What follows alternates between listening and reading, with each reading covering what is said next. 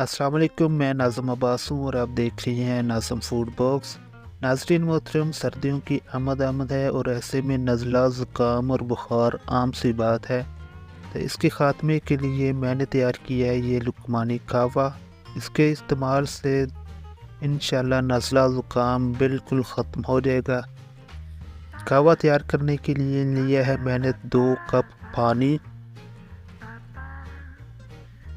2 cup पानी लेने के बाद इसमें मैं शामिल करूँगा 1 मुलट्ठी का टुकड़ा, थोड़ा सा सफ़ेद ज़ीरा और थोड़ा सा अदरक, काली मिर्च शामिल करेंगे थोड़ी सी। और इस पानी को हमने इतना उबालना है कि ये 2 कप सिर्फ आधा कप रह जाए। तकरीबन 10 मिनट के बाद ये आधा कप रह जाएगा। कप में छान लेंगे। शहद 1 चम्मच या 2 चम्मच मिला के से इस्तेमाल करें।